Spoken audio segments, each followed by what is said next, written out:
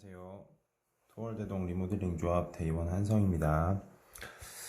지난번까지는 이제 우리 리모델링 사업이 처한 어떤 그 현실이나 뭐 재건축이 왜 안 되는지 또 뭐 비용은 어떻게 조달하는지 뭐 이런 것들에 대해서 한번 설명을 좀 드렸고, 오늘은 그 지금 저희 조합이 당면한 가장 큰 과제인, 그리고 대책을 시급히 좀 마련해야 되는 가장 큰 당면 과제인 시공사 관련된 이야기하고, 그것을 또 어떻게 통제할 건지에 대한 이야기를 좀 나눠보도록 하겠습니다. 여러분들이 알고 계시겠지만 일단 시공사라고 하면 보통 건설사를 이야기하죠. 뭐 알고 계시면 삼성, 현대, GS 뭐 여러 가지 업체들이 많이 있죠. 그래서 그런 건설사들을 이야기를 하는 거고, 이 시공사가 왜 시공사를 왜 뽑아야 되는지 뭐 이런 것들 얘기하려면 이제 좀 순서를 좀 말씀드려야 됩니다. 그래서 일단은 저희가 조합 설립을 했죠. 그리고 나면 이 이후에는 우리가 안전진단이라는 걸 하게 됩니다. 건물 상태가 괜찮은지 봐야 될 거고, 그 다음에 이제 각종 관청 심의를 받게 돼요. 그래서 여기에는 이제 아까 말 도시계획 심의가 있고, 각종 교통 영향 평가라든지 환경 영향 평가, 뭐 또 건축 심의, 정말 많습니다, 심의가. 그래서 각종 심의들을 다 받고, 이게 이런 것들이 설계안이나 이런 것들이 다 됐다 하게 되면 이제 사업 시행 인가가 나겠죠. 이제 공사를 해도 좋다 뭐 이런 허가가 나겠죠. 그러면 이제 이주하고 공사를 거쳐서 완공 후에 입주를 하게 됩니다. 근데 요 전 영상에서도 말씀을 드렸지만 조합 설립까지는 굉장히 큰 돈은 안 들어갑니다. 근데 이제 안전 진단을 하고 각종 심의를 진행을 하고 또 수정을 하고 하는 과정에서는 돈이 정말 많이 들어요. 그러다 보니까 이 돈을 우리가 조합원들이 다 뭐 1억씩 내 가지고 지금 진행을 하고 있는 게 아니다 보니까 어디로부턴가는 돈을 조달을 해와야 되는 거죠. 그때 그 돈을 조달하는 방법에는 또 여러 가지가 있겠지만, 일단 지금 일반적으로 그 진행되고 있는 것은 2단계에서 시공사를 선정을 하는 겁니다. 시공사 선정을 해서 시공사가 대여금을 제공을 하고, 그 돈을 이용을 해서 안전진단하고 심의를 진행하고 또 이주공사를 다 진행하고 난 뒤에 나중에 갚는 형식으로 지금 하고 있다고 말씀을 드렸어요. 그래서 지금 저희가 만약에 조합 설립을 했고 이제 입찰을 할 거잖아요. 그래서 입찰을 진행을 하고 우선협상 대상자를 정할 겁니다. 우선협상 대상자가 정해질 거고, 이 대상자하고 어느 정도 얘기가 끝나고 나면 이제 가계약을 할 거예요. 가계약을 진행을 하고 나면 이제 그때부터는 안전진단 뒤가 진행이 되는 거죠.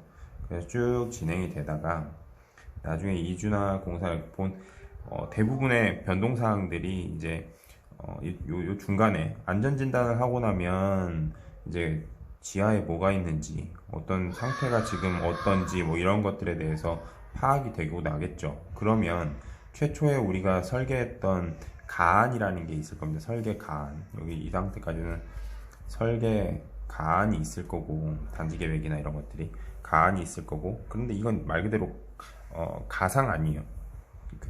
아직 파보지도 않았고 안전진단도 안 했고 각종 심의도 안 받은 상태에서 우리가 이렇게 해보겠다라는 어떤 1차 아닌 거죠. 그거에 대해서 안전진단을 하고 난 이후에 또 반영돼야 될 사항. 도시계획 심의를 했더니 뭐 용적률을 우리가 목표했던 것보다 뭐 한 30% 정도 깎아야 된다. 그럼 이제 또 층수가 낮아지거나 평수를 좀 조정을 해야 된다든지 이런 일이 발생할 수 있어요. 그리고 또 교통을 했더니 입구는 이쪽으로 못 내고 또 다른 쪽으로 내야 되고, 건축 심의를 했더니 일조권 문제가 돼서 이동에는 배치를 못하고 또 다른 데 해야 되고, 이런 식으로 각종 변경 사항들이 계속 발생합니다. 언제까지? 2주 전까지. 2주를 해놓고도 또 부시고 나서 또 다른 또 문제가 발생할 수도 있긴 하지만, 어쨌든 요때까지 계속 변동 사항들이 발생을 하는 거예요. 변동 사항들이 굉장히 많습니다. 그러면 이런 것들을 그때 가계약을 해놓긴 했지만, 이런 사항들을 다 반영을 해가지고 나중에 본계약을 합니다. 이때는 거의 대부분이 정해진 후겠죠. 예. 그러니까 이때보다는 더 디테일하게 계약을 진행할 수 있게 되겠죠. 어쨌든 시공사하고는 이 입찰, 우선협상 대상자, 그리고 가계약을 거쳐서 본계약을 하고 최종 비용을 확정을 한다. 나중에 또 공사 진행하면서도 또 변동사항이 또 있을 수 있어요. 어쨌든 이런 식으로 그 물가 인상도 포함해서 이런 설계들이 바뀌는 것들 포함해서 다 이런 계약들이 바뀌어 간다 라는 거고, 시공사 이야기를 본격적으로 좀 해보면, 시공사는 조직을 한번 볼게요. 시공사가 한 명이 있는 게 아닙니다. 시공사는 굉장히 큰 기업이고, 그 업체 내에도 굉장히 다양한 의사결정 체계와 조직이 있는 거예요. 그래서 저희가 지금 입찰을 하고 우선협상 대상자를 선정을 하고 있는데, 시공사 내에는 일단 수주를 따오는 영업조직이 있겠죠. 어느 기업이든 마찬가지지만 영업조직이 있을 거고요. 그것을 영업을 해오면 이제 그걸 가지고 실제 수행을 하는 실행조직이 있을 겁니다. 우리가 지금 만나고 있는 또는 이제 접촉하고 있는 조직은 시공사의 영업조직일 거예요. 영업조직은 목표가 뭐냐? 수주죠, 수주. 수주를 해오는 게 목표입니다. 근데 이건 이제 성향에 따라 좀 다를 수 있는데, 영업조직은 어쨌든 수주량, 수주량에 대한 어떤 확보 또는 뭐 그런 게 또 중요하죠. 근데 이제 실행조직은 또 입장이 조금 달라요. 수주는 이미 해온 거고, 수주를 됐을 때. 근데 이제 실행조직은 원가 절감, 자기네들로서는 돈을 좀 덜 쓰면서 이 사업을 진행을 하는 게 이익에 기여를 할 거지 않습니까? 어쨌든 이 시공사는 이익 집단이에요. 네, 돈을 남겨야 되는 게 시공사의 본질입니다. 그리고 원가 절감도 해야겠지만, 여기는 이 과정에서 요거를 진행해가는 과정에서 어떤 변동사항들이 발생을 하고 뭔가 그 증액 요인들이 많이 발생을 하겠죠. 그 경우에 여기 공사비를 증액하려는 노력들을 할 거예요. 왜냐면 이걸 반영을 안 하게 되면 이쪽 이익에 손해가 날 테니까.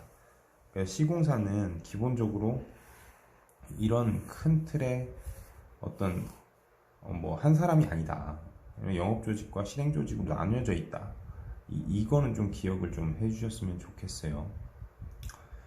그래서 지금 저희가 이제 유찰 원인이 어찌 됐든 어쨌든 유찰 수의계약 수순으로 가려는 그 중간 단계쯤에 있습니다. 수의계약에서 제일 중요한 건 지금 1차적으로 유찰 됐기 때문에 벌써부터도 조합 입장에서는 불리한 상황이에요. 수의계약에 가게 되면 가장 큰 필요한 역량이라고 하면 이제 협상력이 필요하고, 나중에 이제 관리할 수 있어야겠죠. 그 시공사를 관리할 수 있는 능력, 협상력하고 관리 능력이 있어야 돼요. 근데 아시겠지만 조합은 태생부터가 시공사하고 맞설 수 있는 정도의 그 능력을 갖고 있는 조직이 아닙니다. 말 그대로 입주민으로 이루어진 조직이기 때문에 시작부터가 일단은 많이 체급이 딸려요. 암튼 그래서 그런 상황이다 보니까 그 이전 다른 조합 사례들이나 이런 것들을 많이 제가 공부를 많이 하고 하지만 그 남들은 어떻게 하느냐 이런 것들을 많이 참조하시는 분들이 많으세요. 이제 타산지석으로 삼아서 그렇게 하는 걸 안 해야지라고 생각하는 것도 맞지만 남들 하는 대로 또 따라 해야 된다 이런 생각을 또 하시는 분들이 또 많이 있어요. 남들 안 하는 거는 또 안 하려고 하시고 한 가지 예를 들면 제가 이 사업을 제안할 때 입주자 대표 회의하고 싸우지 않았습니다. 대결하지 않았어요. 왜냐, 제가 본 리모델링 추진 사례나 다른 재건축도 마찬가지, 재건축은 좀 다르지만 아무튼 리모델링 사례에서는 이 입주자 대표 회의 같은 경우는 대부분 그 부동산이나 이런 데 조금 관심이 없으신 분들이 좀 많으셔서 입주자 대표 회의가 먼저 리모델링을 추진하자고 하는 경우가 별로 없습니다. 그렇다 그러면 리모델링을 추진하고자 하는 추진 세력과 처음에 추진하고자 하는 세력과 대결 구도가 어떻게 가느냐, 입주자 대표 회의가 됩니다. 그래서 싸워요. 이걸 1, 2개월 싸우고 마느냐? 그렇지가 않아요.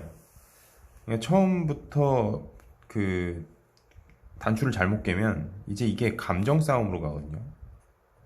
감정 싸움으로 가고 나면 입주자 대표 회의는 끝까지 반대합니다. 네. 저런 그 뭐 없는 것들 막 이런 식으로 해가지고 끝까지 싸웁니다. 감정의 골이 깊어져서. 그러면 이게 연 단위로 늘어져요. 뭐 몇 년 이상으로 막 늘어져요. 제가 이런 경우를 굉장히 많이 봤기 때문에 저는 이러지 말아야겠다. 이분들하고 이분들을 끝까지 설득해야겠다라는 생각을 한 겁니다.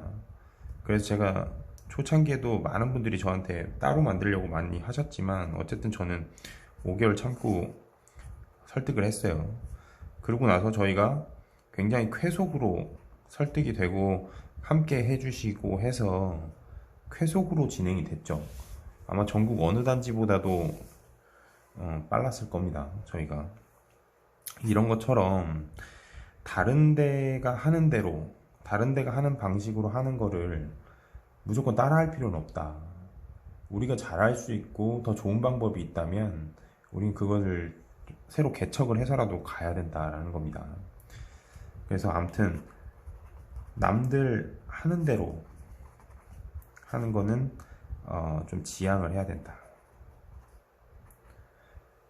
그래서 지금 정비 사업에 있어서 정상적으로 진행되는 것들이 잘 없어요. 정상 사례가 잘 없어요. 그러다 보니까 저희 나름대로 전략을 세우고 잘 진행을 해야 됩니다. 뭐 조합장 교체 사례나 공사비 진행 때문에 분쟁이 나는 사례나 아니면 조합원 간에 뭐 비대위하고 싸우는 사례나 뭐 정말 이유는 정말 다양합니다. 그냥 여러 가지 사례로 싸우는 사례는 정말 많은데 무난하게 진행되는 사례가 별로 없어요. 최근 사례 중에 이제 제일 끝판왕이 두촌 사태였던 거고, 그나마 여기는 예전에 트리마제처럼 매도 청구 그 소송에서 져가지고 다 매도당하고 이런 정도까지는 아니었으니까 어쨌든 그런 사례를 보았을 때 더 나은 방법을 우리가 논의를 해서 찾아가야 된다라는 생각을 갖고 있습니다. 어쨌든 아까 처음에 말씀드렸지만 이 시공사는 이익 집단입니다. 돈이 안 남으면 손해보면서 이 사업을 뭐 좋은 마음에 해주고 이런 게 아니에요. 이익을 남길 수 있어야 진행이 되고 할 수 있는 집단입니다. 그리고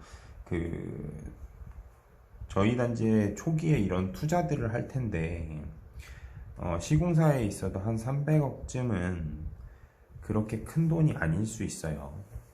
그래서 이 중간에 어떤 변동사항이 발생하거나 뭐 이렇게 했을 때 계약을 하고 난 이유는 어쨌든 이 시공사와 관계가 맺어진 이유잖아요. 관계가 맺어진 이유에는 이 정도 투입된 비용은 투자 비용으로 묻어둘 수 있다. 묻어두고 일을 진행을 소극적으로 할 수가 있어요. 진행을 안 해도 다른 현장도 많기 때문에 다른 데 먼저 하고 그 다음에 우리도 어떤 그 협조적인 상황이 되면 그때 가서 진행을 할 수 있다는 거죠. 미래 먹거리를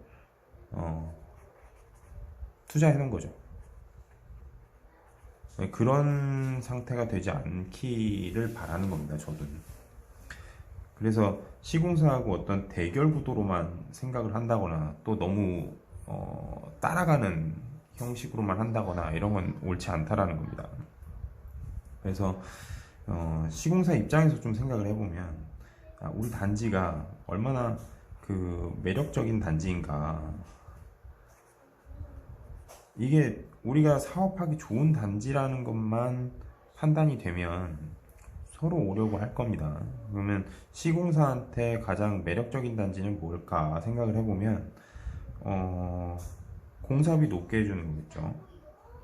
높은 공사비를 낼 수 있는, 지불 능력이 있는, 이거는 조합원들이 다 같이 지불을 할 수 있어야겠죠. 그런 능력이 있는 단지인가. 서울 같은 데는 솔직히 돈 많죠. 예, 워낙 그 지가가 더 높고 하기 때문에 사업성이 굉장히 잘 나옵니다. 그래서 괜찮은데 저희는 아니에요. 그래서 아마도 이 공사비 지불 능력, 분담금 지불 능력인데 저희는 적게 내고 싶을 거예요. 그러니까 이거는 그 시공사하고 저희하고 어떤 윈윈할 수 있는 방안은 아닌 겁니다. 그 다음 뭐냐, 이제 사업 규모를 또 보겠죠. 시공사 입장에서는 아까 말씀드린 영업 조직과 실행 조직이 있다고 말씀드렸잖아요. 우리 단지가 만약에 뭐 1조짜리 공사다. 1조짜리 공사다. 그러면 시공사 입장에서는 올해 수주 목표가 뭐 몇 조인데 거기에 굉장히 큰 부분을 차지하는 단지. 이익률은 그 다음 얘기예요. 이익률은 또 따져봐야겠지만 어쨌든 수주 규모로 봤을 때 굉장히 큰 단지이기 때문에 이거는 어떤 메리트가 좀 될 수 있습니다. 그래서 저희는 이 메리트를 놓치기 전에 어떤 그 사업 규모를 활용을 전 했으면 싶어요. 왜냐면 그 시공사로서는 이익이 많이 안 남더라도 홍보가 될 수도 있고 어떤 규모의 경제에서 어떤 이익이 또 남길 수 있거든요. 그러다 보니까 사업 규모는 저희도 대단지이기 때문에 좀 상당히 메리트가 있을 수 있다. 그리고 또 하나, 이제 사업에 있어서 가장 중요한 건 속도입니다. 속도, 신속성. 얼마나 이 사업을 착수를 해가지고 빨리 끝낼 수 있느냐. 아까 말씀드린 투자라고 말씀드려요. 투자를 하고 나서 빨리 투자금이 회수가 되는 게 어떤 사업에서는 가장 중요한 문제일 수 있어요. 그래서 사업의 신속성을 또 볼 수 있다. 사업의 신속성을 결정하는 건 또 뭐냐?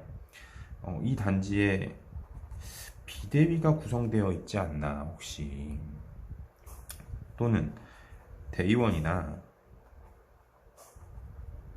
조합원들의 성향이 어떤가, 협조적인가, 긍정적인가, 또 소통이 잘 되고 있는지, 또 이 집행부에